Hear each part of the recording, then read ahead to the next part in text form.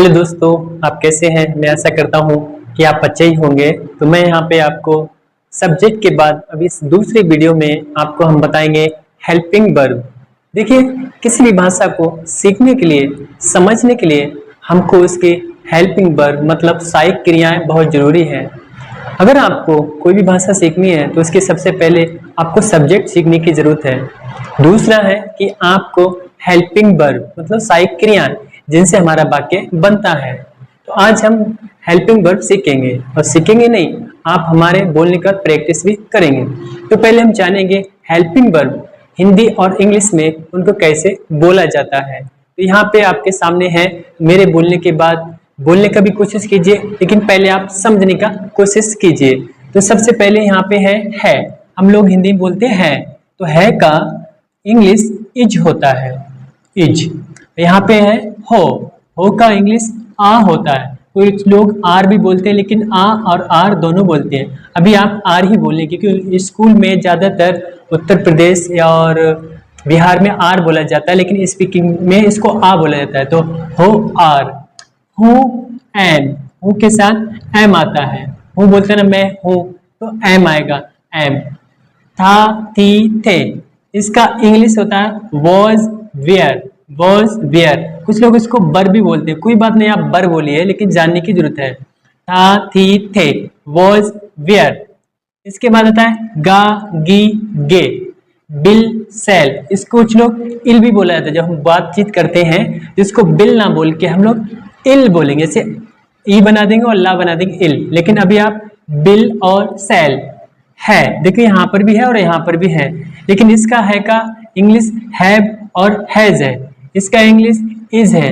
तो ये अलग अलग तरीकों में उपयोग होता है, आगे हम आप लोगों को बताएंगे। अभी तो आप इतना ही जानिए, है, हैव, हैज, था थी थे। देखिए यहाँ पर भी था थी थे है, मगर उसका वॉज वेयर है, उसका अलग तरीके से यूज होता है, इसका भी अलग होता है। तो था थी थे, had, H A D, had बोलेंगे इसको। किया, डिड बोलेंगे, डी आई डी, डिड। करना, डू बोलेंगे, डी ओ डू। तो ये हमारे हेल्पिंग वर्ब हैं। सबसे पहले आपको प्रैक्टिस केवल इतनी करनी है कि इनको बोलना आ जाए, बस। याद करना बाद में है। पहला होता है कि किसी भी शब्द को हम उच्चारण कर सकें, बोल सकें, स्पीकिंग में ला सकें। अगर हम बोल सकते हैं तो ही हम आगे चीजें पढ़ा सकते हैं। तो आप प्रैक्टिस करेंगे, 1 मिनट हमारे बोलने के बाद बोलेंगे। आप अपने आप को ऐसा फील कीजिए कि आप क्लास में बैठे हैं और मैं आपके पढ़ा रहा हूँ। ऐसा जब आप फीलिंग करेंगे तो ही आप अच्छे से पढ़ सकते हैं। ये केवल इंग्लिश नहीं, कोई सा भी विषय हो। अगर आप ऑनलाइन भी पढ़ते हैं तो आप एक स्टूडेंट बन जाइए और जो पढ़ा रहा है वो आपका टीचर है। तो हमारे बोलने के बाद बोलेंगे। हो सकता है कि आप कक्षा 1 से 2 के 5 के 10 के BA MA के किसी के भी स्टूडेंट हो। अगर आपको इंग्लिश नहीं आती है तो आपको ये स्टेप अपनाना ही पड़ेगा। अगर आप थोड़ा आगे बढ़ चुके हैं तो आपको इस वीडियो से ज्यादा कुछ सीखने का जरूरत नहीं है। लेकिन अगर आपको ये हेल्पिंग वर्ब याद नहीं है तो इसको प्रैक्टिस करने की बहुत आवश्यकता है, क्योंकि प्रैक्टिस करेंगे तभी आप आगे बढ़ेंगे। तो हमारे बोलने के बाद बोलेंगे, पहले सुनेंगे कि हम क्या बोल रहे हैं, फिर उसके बाद आप बोलेंगे। है, इज, हो, आर, हूँ, एम, था थी थे, वॉज, वियर या बर, गा गी गे, बिल सेल, है, हैव, हैज, है का हैव, हैज। था थी थे, हैड, किया, डिड, करना, डू। तो अब हम लोग इंग्लिश में बोलेंगे। अभी हिंदी इंग्लिश दोनों बोली थी, अब हम केवल इंग्लिश में बोलेंगे। बस हमारे बोलने के बाद आपको बोलने की जरूरत है। Is, are, am, was, were या बर, बिल,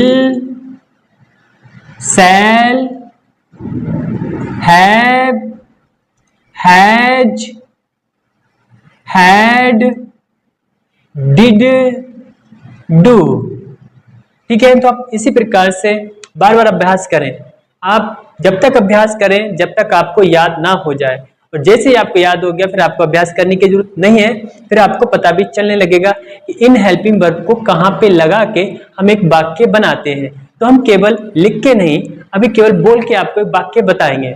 जैसे कि हम लोग बोलते हैं एम, हूँ, अपने आप को हूँ बोलते ना, मैं आनंद हूँ, मैं रीता हूँ, मैं गीता हूँ। तो इस प्रकार हम कैसे इसको इंग्लिश में बोलेंगे, जैसे कि मैं आनंद हूँ, तो सब्जेक्ट में मैं का क्या है, आई के साथ नियम है कि एम लगेगा, तो I am Anand, I am आनंद। इसी प्रकार आपका नाम टीना है, तो आप कैसे बोलेंगे, आई एम टीना।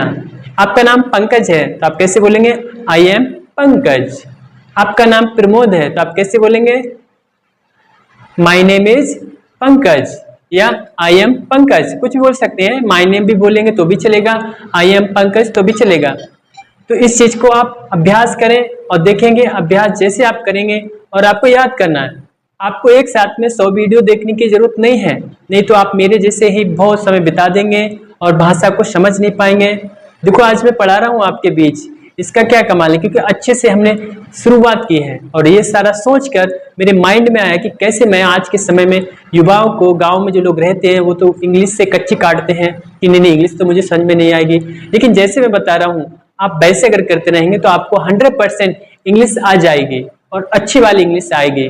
क्योंकि जिस तरीके से मैंने पढ़ाने के लिए सोचा है और मैं पढ़ा रहा हूँ ऑफलाइन बच्चों के लिए कक्षा 3, 4, 5 से लेके BA वालों को, और उनका रिजल्ट आ रहा है, उनको समझ में आ रहा है। बस आपको धैर्य करके जो भी आप वीडियो देख रहे हैं उस वीडियो से सारा कुछ आप सीख लीजिए। अगर उससे आपने कुछ नहीं सीखा और आप दूसरी वाली वीडियो देखेंगे तो आपको समझ में आने वाला नहीं है। और इतनी आप 1000 वीडियो देख लीजिए, सारे यूट्यूब पे जितनी वीडियो उतनी देख लेंगे तभी आपको समझ में नहीं आएगा।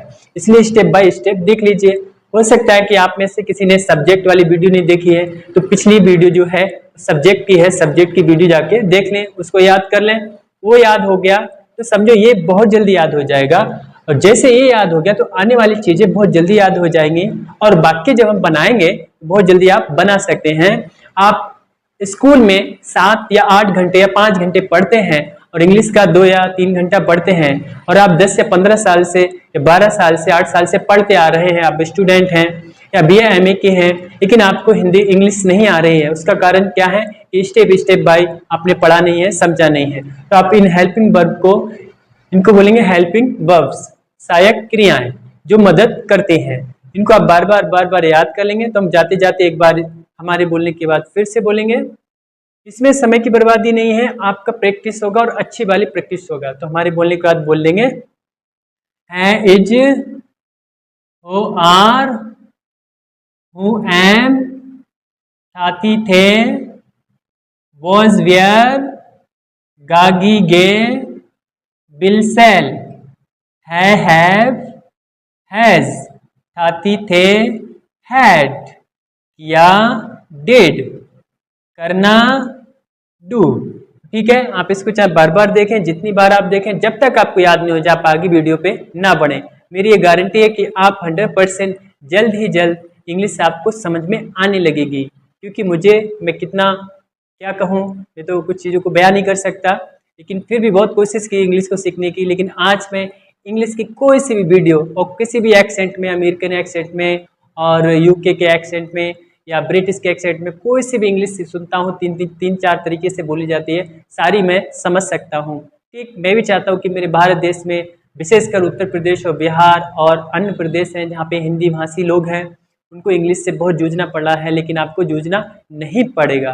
तो आज के लिए दोस्तों, छात्रों, इतना ही। अगली वीडियो में फिर मिलेंगे, तब तक के लिए नमस्ते।